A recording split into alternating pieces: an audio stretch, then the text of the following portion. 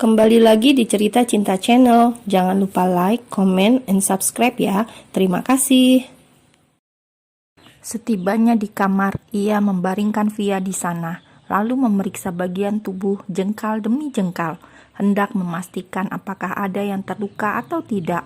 Beruntung hanya ada sedikit memar di lutut akibat terjatuh. Wira merapikan rambut yang menutupi wajah sang istri. Bekas tamparan Aldi masih terlihat jelas memerah di wajahnya, juga sisa darah yang terlihat di sudut bibir. Melihat itu, seluruh tubuh Wira seakan kembali terbakar oleh amarah. Ia segera menuju kamar mandi dan membasuh wajahnya dengan air. Bahkan dinginnya air yang terasa meresap di kulit tak cukup mampu mengurangi emosi di jiwanya. Wira bersandar di dinding. Setidaknya ia masih bersyukur karena rencana memberi kejutan untuk Lila dan Via sehingga membuatnya memilih kembali lebih awal meninggalkan Ivan yang masih berada di luar kota. Beberapa saat kemudian, Wira keluar dari kamar mandi dan mendekat pada Via yang masih terbaring di sana.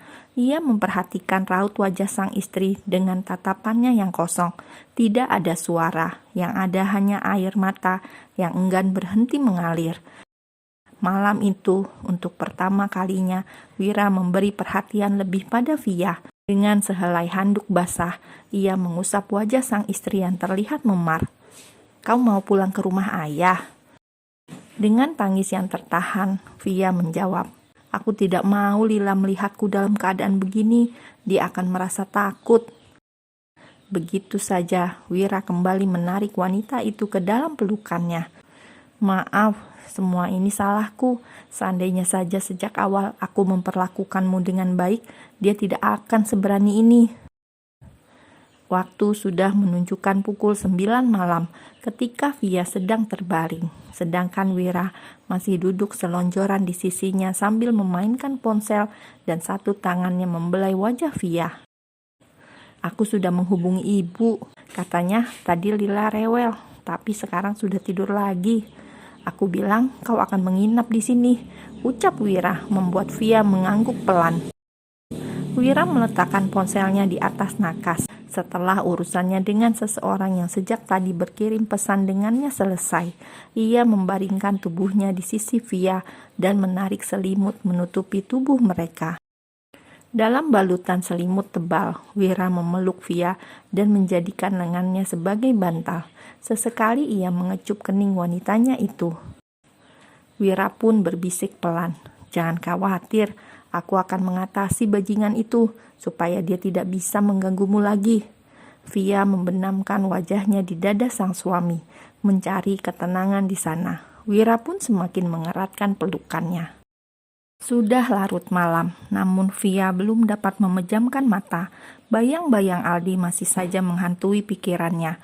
Jika saja Wira tidak datang tepat waktu, entah apa yang akan terjadi. Via tak sanggup untuk membayangkan. Pun dengan kata-kata Aldi yang teramat menggores luka di hatinya tentang ucapan Wira dahulu yang begitu menghina dirinya. "Mungkin ini hukuman untukku. Aku tidak memikirkan akibatnya sebelum memasuki dunia itu, dan mungkin julukan wanita malam akan melekat dalam diriku selamanya." Setitik air mata mengalir di pelupuk matanya. Ditatapnya wajah Wira yang kini sudah terlelap, seorang pria yang telah menjadi suaminya. Terlepas dari adanya cinta atau tidak di hati Wira, bagi Via mencintainya adalah kewajiban sebagai seorang istri. Namun tak dapat dipungkiri oleh wanita itu bahwa ucapan Aldi telah mengundang lara di hati. "Apa Mas Wira benar-benar akan menceraikan aku seperti kata Aldi?" dalam batinnya. Pelan-pelan Wira menggeliat ketika merasa Via tak lagi berada di peluknya. Ia membuka mata dan mendapati sang istri sedang duduk bersandar dengan gurat kesedihan di wajahnya. "Via, kenapa belum tidur?" tanya Wira dengan suara serak. Terkejut karena Wira tiba-tiba terbangun, Via menyembunyikan air matanya. Ia menyambut uluran tangan suaminya yang meminta agar berbaring kembali. dan rasa hangat pun menjalar ketika Wira memeluknya dengan erat. Berikut kecupan-kecupan yang membuat jantungnya berpacu lebih cepat. Belum pernah sebelumnya Via merasakan kedekatan seperti sekarang selama pernikahan mereka. Fitrah kemanjaan sebagai seorang istri membuatnya terhanyut. Terlebih Wira memperlakukannya dengan sangat lembut dan sudah merupakan naluri alamiah manusia jika menginginkan kasih sayang, kelembutan, dan perhatian. Memikirkan semua yang dahulu terasa mustahil, mengingat betapa benci Wira padanya, membuat Via tak dapat membendung air matanya, sehingga Wira kembali memeluknya. Selama beberapa saat di kamar temaram itu hanya ada suara isak tangis. Wira pun terdiam. Ia membiarkan Via menumpahkan semua kesedihannya. "Sudah, jangan menangis lagi. Aku minta maaf untuk semua kesalahanku selama ini," ucap Wira mengusap punggung Via, seakan ia dapat mengerti apa yang membuat sang istri menangis. Hingga beberapa saat kemudian, wanita itu baru dapat mengendalikan perasaannya. Ia masih berbaring dalam pelukan sang suami. "Mas," panggilnya. Boleh aku tanya sesuatu?" "Boleh." Terdiam. Via tak sanggup berkata-kata. Sesuatu yang sejak tadi mengganggu pikirannya tak dapat ia tuturkan. Entah harus bagaimana cara menyampaikannya. "Apa? Kenapa diam?" tanya Wira setelah beberapa saat sang istri terdiam.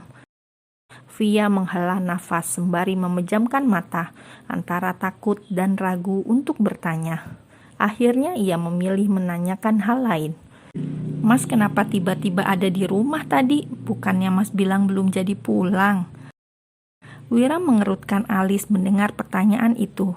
"Jadi hanya itu yang mau kau tanyakan sejak tadi?" Tanyanya diiringi anggukan kepala oleh Via, membuat Wira tertawa kecil. Hanya untuk menanyakan itu saja, ia harus menunggu lama. "Sebenarnya, tadi pagi aku sudah di bandara. Aku mau membuat kejutan untukmu dan Lila. Jadi aku pulang dulu untuk mandi dan ganti baju. Tapi aku malah ketiduran di sini." "Benarkah?"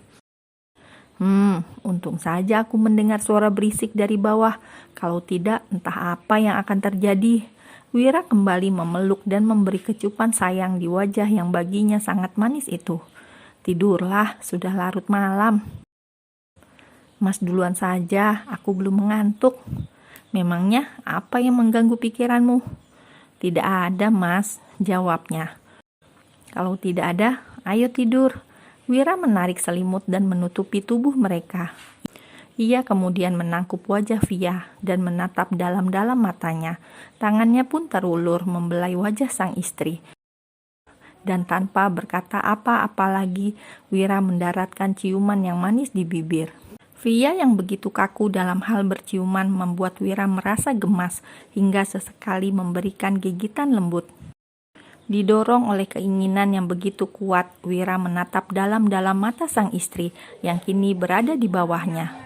"Apa boleh?" tanya Wira dengan raut wajah yang sudah tak tertebak. "Mas, aku..." "Jangan bilang tidak, hanya malam ini saja. Besok kau akan jadi milik Lila. Dia tidak akan mau membagimu denganku." Masih dengan wajah merona merahnya, tanpa berani menatap sang suami, Via menjawab, "Aku datang bulan, Mas." Jedwar. Setelah melewati malam panjang yang menyebalkan, pagi itu, Wira dan Via beranjak menuju sebuah rumah sakit. Pihak rumah sakit baru saja memberitahu bahwa hasil tes pencocokan sumsum tulang belakang antara Lila dan Wira sudah keluar. Sepanjang jalan menuju rumah sakit, Wira dan Via saling diam. Bukan apa-apa, kejadian semalam benar-benar membuat Wira berada antara perasaan kesal dan malu. Gagal melewati malam yang indah bukan sesuatu yang diharapkannya, terlebih dengan kejadian dengan Aldi yang membuat geram sebelumnya. Setibanya di rumah sakit, mereka langsung menuju ruangan seorang dokter yang menangani Lila. Baik Wira maupun Via sudah tak sabar untuk mengetahui hasil tes tersebut.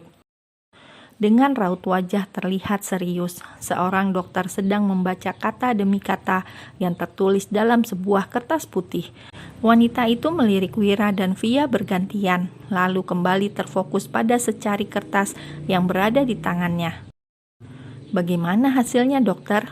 tanya Wira tak sabar. Dokter wanita itu terdiam beberapa saat. Ia melirik Via yang sepertinya sudah bisa menebak hasilnya.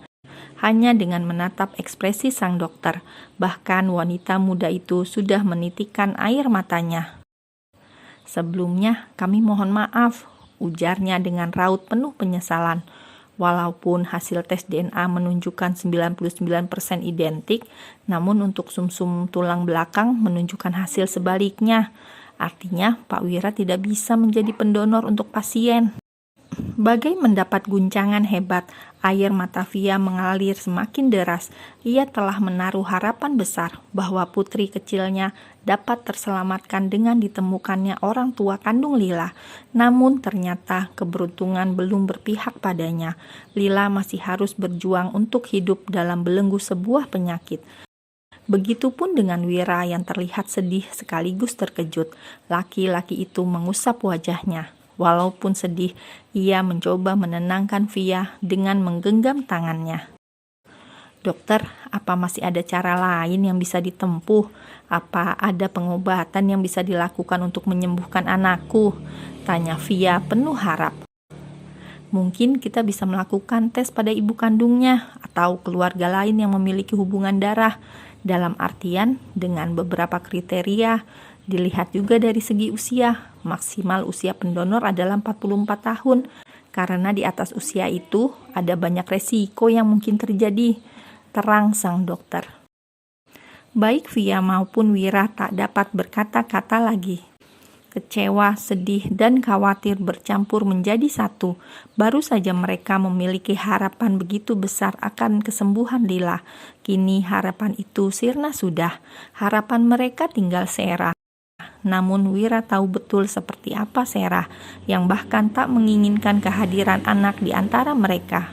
Setelah berbincang dengan dokter, mereka akhirnya memilih meninggalkan ruangan itu.